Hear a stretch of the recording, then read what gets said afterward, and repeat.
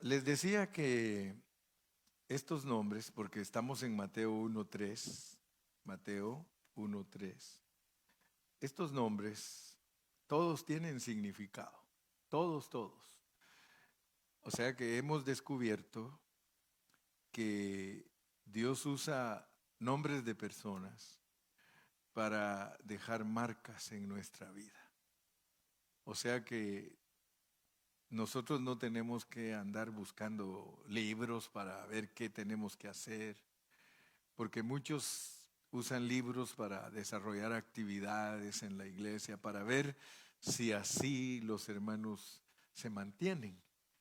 Pero Dios a nosotros nos ha mantenido por su palabra. O sea que a nosotros nos ha mantenido como una iglesia que constantemente está en la palabra, constantemente estamos estudiando. Y con el correr del tiempo nosotros hemos descubierto que Dios habla por medio de parábolas, Dios habla por medio de historias. Y gracias al Señor porque al estudiar Mateo, el hecho de que uno engendre a otro, o sea que se puede decir que cuando se habla de que Judá engendró de Tamar a Fares y a Zara, estamos hablando de que esos personajes experimentados por nosotros producen lo que Dios nos está mostrando. En el caso de Judá, por ejemplo, en Judá nosotros podemos ver que era un hombre un poquito descuidado. Y Dios nos marca ahí que nosotros somos descuidados. ¿Verdad? Cuando Dios nos marca asuntos tales como que somos descuidados, no es para desanimarnos, ni es para enterrarnos, ni para acabarnos, sino que nos muestra la verdad para que nosotros recapacitemos y que cumplamos. Por eso el apóstol Pablo dice que todas estas cosas, dice Pablo, que fueron escritas para que nosotros no caigamos en los mismos errores. Entonces hay un dicho que dice, para muestra, un botón, ¿verdad? Entonces Dios lo que nos pone es muestras y nos dice, miren, y si uno quiere entender el aspecto de Judá, tiene que leer todos los versículos que hablen de Judá, quién era Judá, qué hacía Judá. Y resulta que Judá era un hombre que era suegro de Tamar. Él era suegro de Tamar. Pero resulta que los hijos de Judá eran malos. Ellos eran malos y se murieron porque Dios los cortó. Ustedes han leído esa historia, ¿verdad? O sea que Dios los cortó porque ellos eran malos y entonces resulta que se le murieron sus hijos grandes a Judá, pero le quedó un pequeño, un chiquito.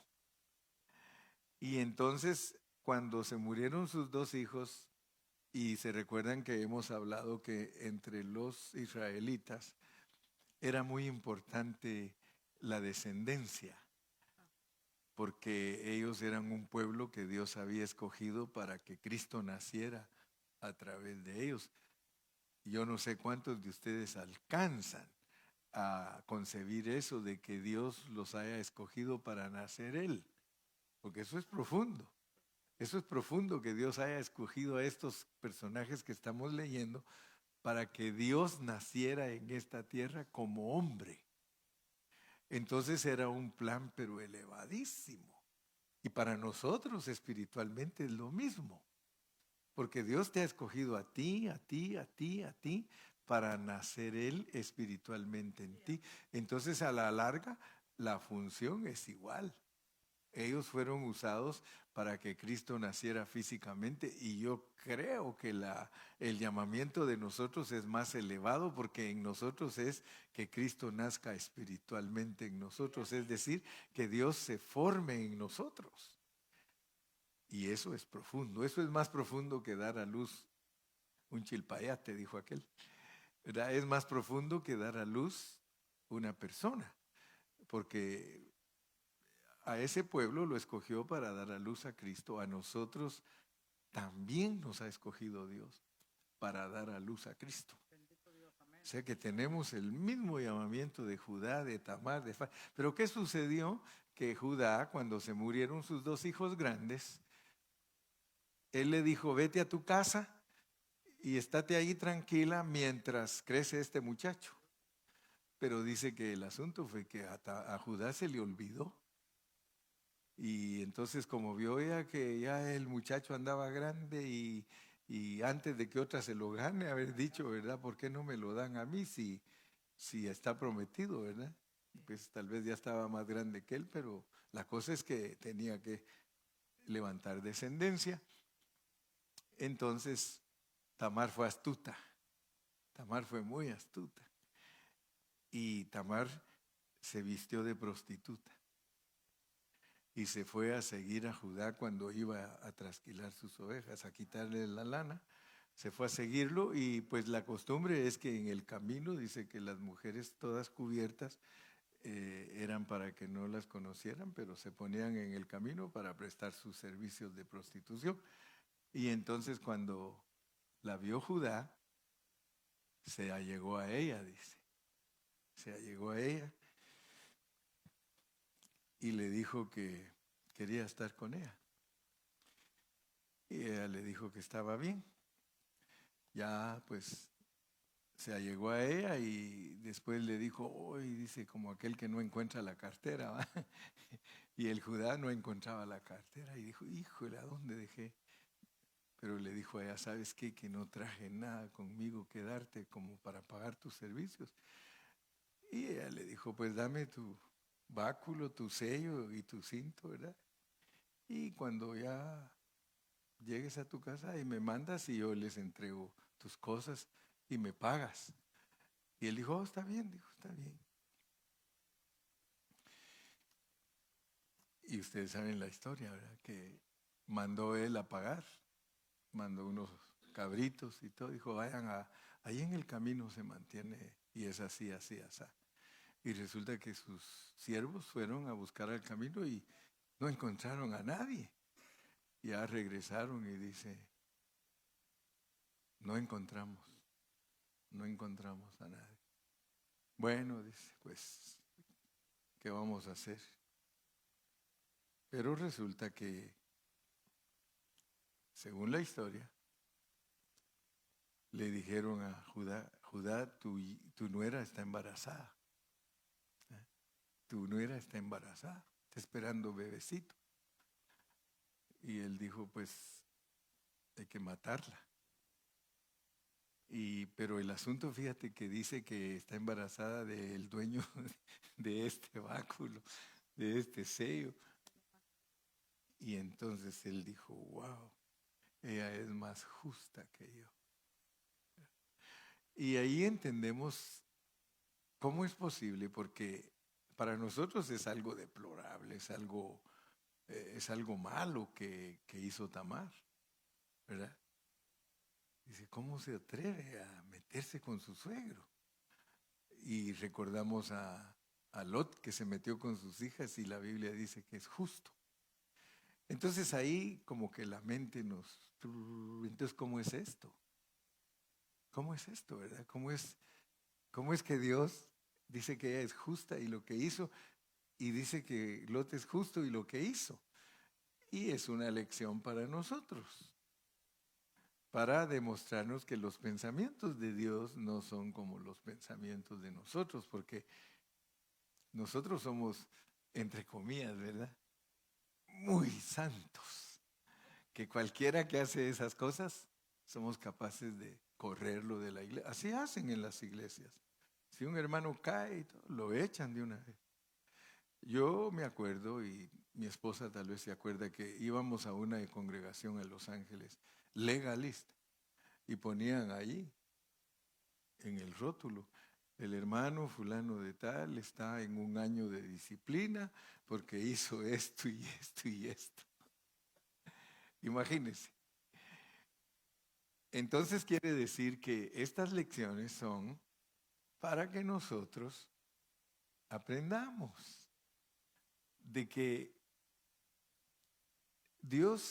a Dios no le importan tus caídas, pero no vayas a ser descuidado o desatento a lo que Dios enseña y vayas a creer que Dios te da permiso que hagas lo que quieras, porque ese es el pensamiento que viene cuando uno predica estos mensajes. Dice, entonces podemos hacer lo que queramos y Dios nos perdona. Bueno, si tú quieres, haz lo que quieras y ahí verás, ahí nos cuentas. Pero nos vas a contar hasta que te toque ir al tribunal de Cristo. ¿Verdad? Pero esos ejemplos que Dios pone, that kind of people that God put in the Bible is to teach us, para enseñarnos que el amor de Él es más grande que nuestros pecados. ¿Verdad? Porque yo conozco personas, por ejemplo, en los países de uno, se convierte, solo imagínense, se convirtió el que era judicial. Yo me recuerdo que un hermano amigo mío, él era judicial, era matón. Él mataba, lo mandaban a matar a los delincuentes y todo. O a las personas que no estaba de acuerdo el gobierno con ellos, los mandaban a matar. Y de repente se convirtió a Cristo y el otro me decía, ¿y vos crees que Dios lo va a perdonar? Fíjese pues, porque él vino a Cristo después. Y como él mismo nos contaba a nosotros que le tocaba matar. Yo, por ejemplo, tenía un amigo que me dijo una vez, fíjate que a mí me tocó matar de todos los que yo maté, me decía, fíjese que ya hablan tan natural. Solo uno me dio lástima porque se me rogó, pero me rogó llorando que no lo matara y lo tuve que matar. Entonces, y ahora es pastor. Entonces algunos tienen problemas para entender esas cosas. Dice, yo no creo que Dios los haya perdonado. Pero si Pablo mataba a cristianos y es un apóstol. Lo que pasa es que para nosotros muchas veces todas esas cosas son difíciles de entenderlas, ¿verdad? Pero veamos pues que usa Dios a estos personajes para que entendamos aspectos de nosotros. Porque, ¿por qué hizo eso Tamar? ¿Por qué lo hizo? Sencillamente porque estaba, pero bien enseñada de que ella iba a participar para que naciera el Mesías. Ahora fíjense, a ella no le importó. Ella lo hizo porque dijo, yo necesito un heredero. Porque Dios va a usar mi descendiente para que nazca Cristo. Ella entendió lo que se llamaba el derecho de nacimiento. Porque ella sabía que si ella tenía un varón, número 1, que ese varón heredaba doble tierra, el sacerdocio y el reinado. Entonces ella engañó con tal de ganarse esa bendición. Entonces es un aspecto que nosotros los cristianos tenemos que entenderlo bien, porque cuando se trata de ganar a Cristo para complacer a Dios no le importan los medios. No le importan los medios cómo nosotros lleguemos a dar a luz a Cristo. Porque ella se agarró del derecho de nacimiento. Y entonces, lo bueno que podemos aprender ahí, porque hay algo que aprender, es que cuando uno miente por ganar a Dios, no hay problema. Hermano pastor, ay, hermano Carrillo, ¿no se estará torciendo? Porque muchos se preocupan del pastor y dicen, ¿no será que el pastor se está torciendo? Pero no, mis hermanos, torcido estaba y él me ha ido enderezando. ¿Se recuerdan ustedes que las parteras les dijo el faraón, y ustedes, ¿por qué están dejando que nazcan hebreos? Yo miro que ustedes se les ordenó que en cuanto nazca un varón lo maten, y yo miro que hay tanto llanto en los campamentos. Y dijo, porque él las podía matar. Y ellas, ¿qué respuesta le dieron a Faraón? Es que las mujeres hebreas no son como las egipcias. Las hebreas, cuando nosotros llegamos, ya han dado a luz y ellas mismas se atienden. Y estaban mintiendo. Pero lo hicieron con tal que no mataran a Moisés. Entonces nosotros entendemos que preservar a Cristo, porque Moisés es tipo de Cristo. Entonces, trasladándolo ya al plano más contemporáneo, durante los años que yo he pastoreado, aquí han venido jóvenes. Yo me acuerdo que habían 2 jóvenes que se reunían con nosotros y ellos le decían a sus papás que iban a la escuela y se venían para acá porque a ellos los cautivó Dios con la palabra. Ellos estaban haciendo lo mismo que las parteras. Le decían a sus papás que iban a la escuela y que si aquí se vinieron, y a 2 de ellos los tuve que bautizar a escondidas, porque sus papás no querían, hasta les dijeron, si tú te haces cristiano, vete de la casa, no tienes parte con nosotros, ni te vamos a dejar nada cuando nos muramos. Luego pensaba en el abuelo de mi esposa, que a él, cuando él aceptó a Cristo, lo aborreció su mamá al grado que lo corrió de la casa, y gracias a Dios que con el tiempo la abuelita vino a Cristo, ¿verdad? Pero la lección que tomamos allí es que para ganar a Cristo puedes mentir. Y no te lo van a tomar ni como mentira blanca, ni como mentira negra, para ganar a Cristo. Esos muchachos se bautizaron. Ojalá que con el tiempo Dios les haya permitido que se ganen a sus padres para Cristo. Y después ya le sueltan el rollo, le dice, fíjate que yo te decía que me iba a la escuela. Hay casos que no son para ganar a Cristo, pero yo he visto casos que había una muchacha, ahí sale la historia en el YouTube, que le decía a la mamá que iba a la escuela y se salía de la escuela para ir a trabajar y ganar para las medicinas de ella. Lo has visto, ¿verdad? Y ustedes lo han visto. Así que entonces ahí aprendemos la lección de Tamar. Ahora, Judá, usando a Tamar, produce a Fares y a Zara, que son 2 gemelos. Y nosotros tenemos que estudiar el significado de cada uno de ellos. Pero como son tantos, no les voy a dar y nos vamos a ir de una vez a Esrom y Aram, que son los penúltimos que prediqué, ¿verdad? Porque vamos por Aminadab, ¿verdad, Dani?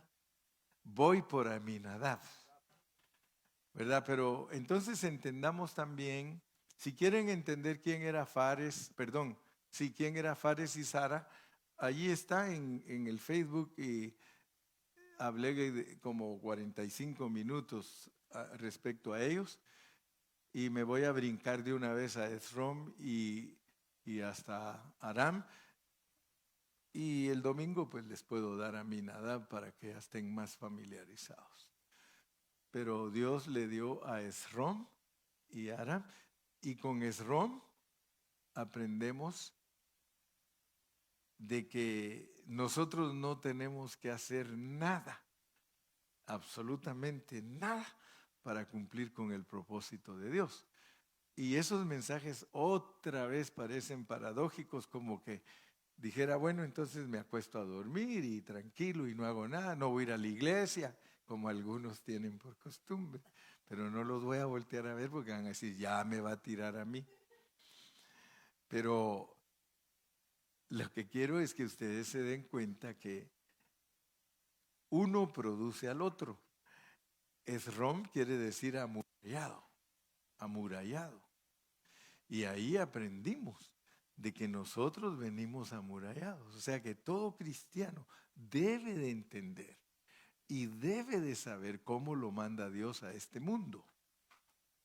Porque si usted busca a Esrom, Esrom está en Lucas y también está en Mateo.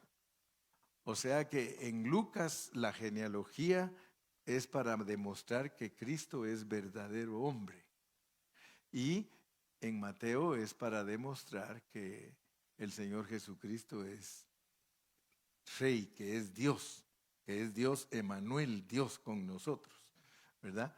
Entonces, Esrom nos muestra nuestro aspecto de que nosotros no tenemos que hacer nada para venir a Cristo y para desarrollarnos. Porque resulta que, pero pongan atención a lo que les estoy diciendo, porque si no ponen atención, no le van a agarrar la esencia de lo que estoy hablando.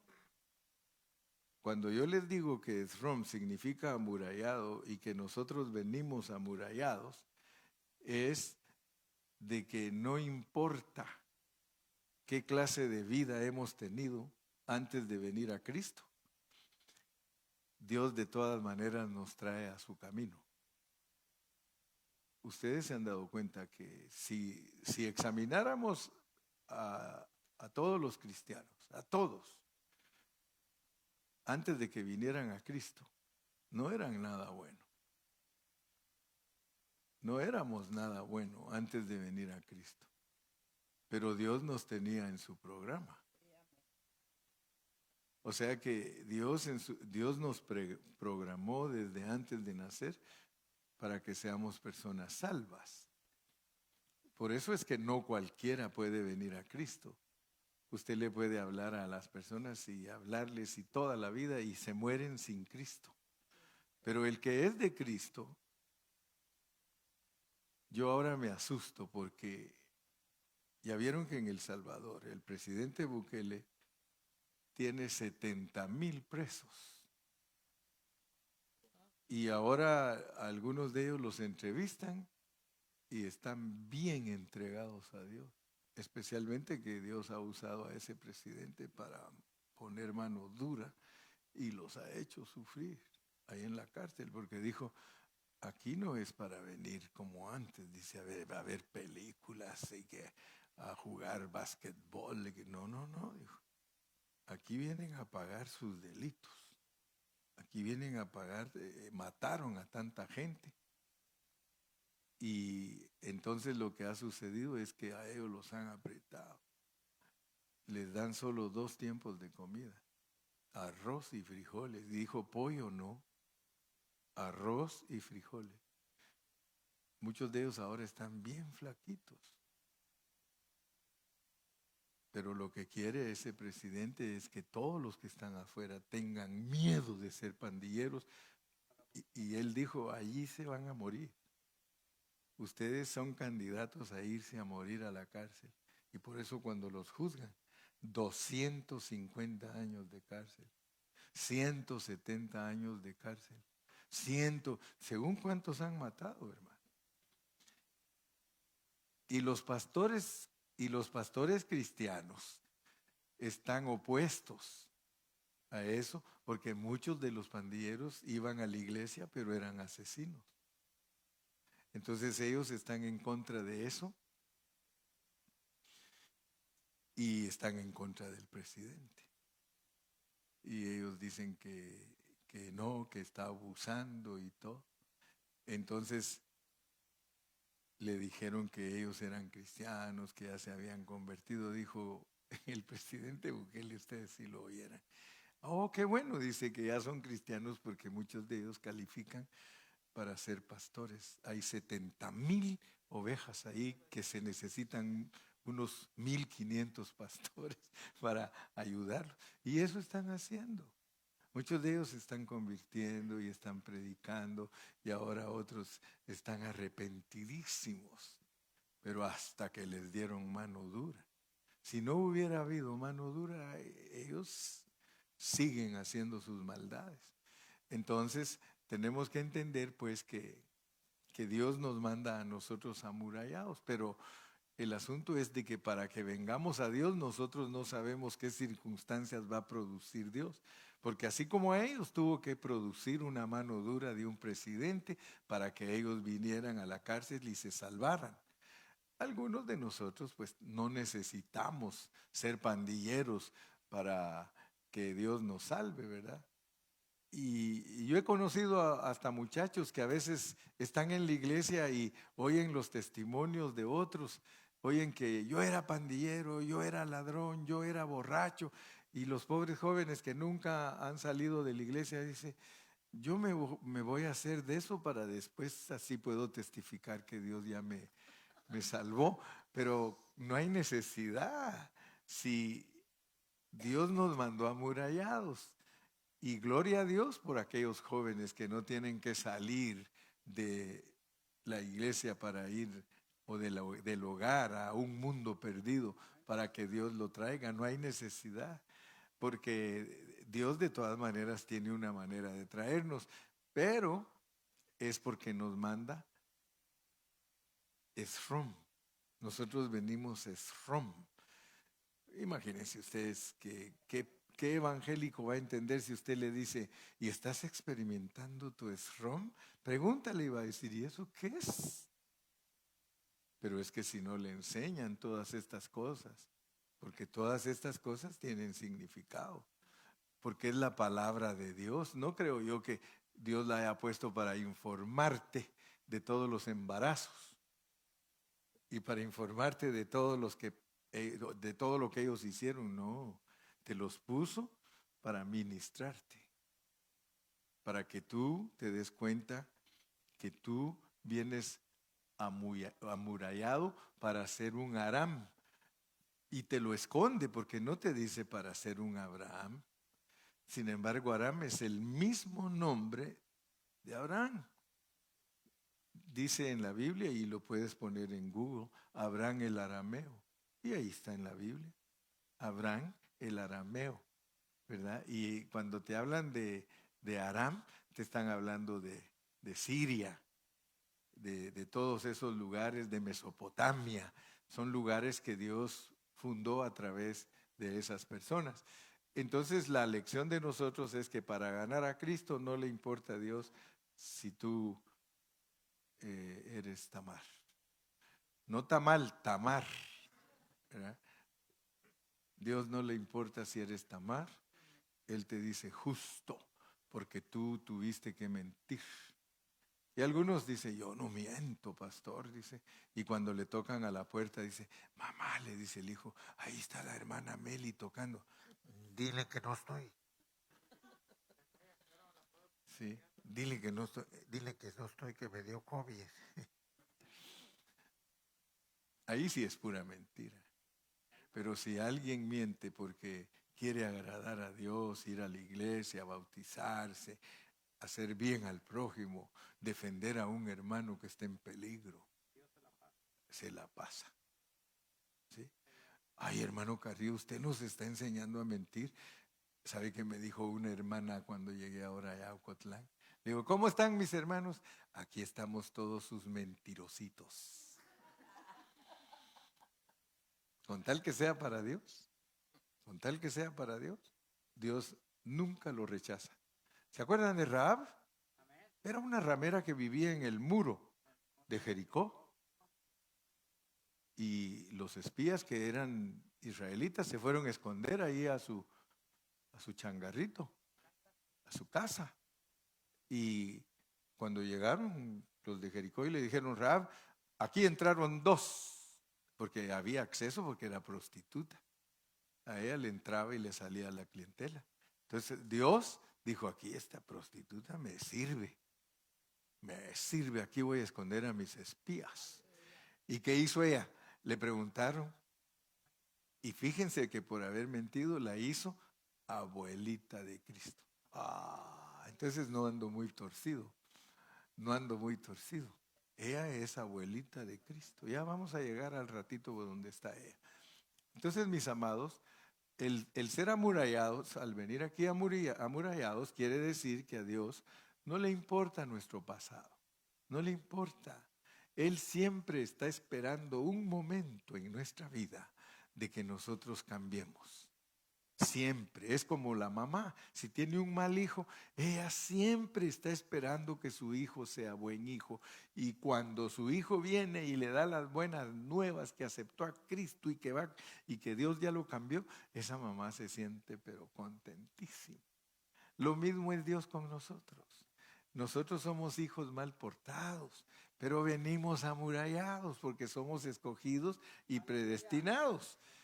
Entonces Dios solo está esperando siempre que nuestro aspecto esrom salga a luz.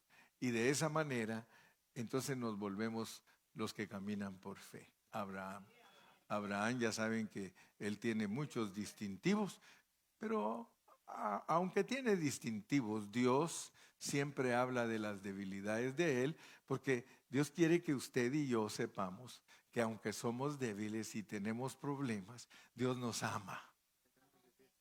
¿No dice amén? Dios nos ama. Dele palmas al Señor.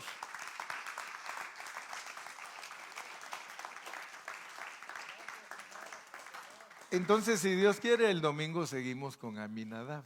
Ahorita solo les hice un resumencito a los mentirositos. Un resumencito a los descuidaditos que casi no oyen al pastor en secuencia, no que solo cuando vienen aquí me oyen. Yo predico lunes, martes, miércoles, todos los días a las 9 de la mañana, hora de Ontario. Y luego vengo el viernes aquí, me pasan el tiempo a las 8:30, predico también aquí. Y el domingo, así que yo predico 5 veces a la semana, 6 con la célula y 7 cuando salgo a algún lugar. Pero si usted me sigue los pasos, segurísimo que usted va a aprender la palabra de Dios. La palabra de Dios está escrita de esta manera porque Dios esconde sus secretos y los esconde en medio de personas, figuritas, casitas, arbolitos, conejitos, hormiguitas. Todo lo de Dios está así, hermano. Es que es bien sencillo para gente sencilla. Pero los complicados, ellos complican la palabra y cuesta entenderla porque cuando uno quiere impresionar con un hablar elocuente y con unas frases estereotipadas, ¿verdad? Uno a la pobre gente en vez de bendecirla la llena se le embota la cabeza. Esto es sencillo pero profundo. Los secretos de Dios están escondidos en esta manera. Vamos a darle gracias a Dios. Hermano Montalvo, por favor, despídanos en oración.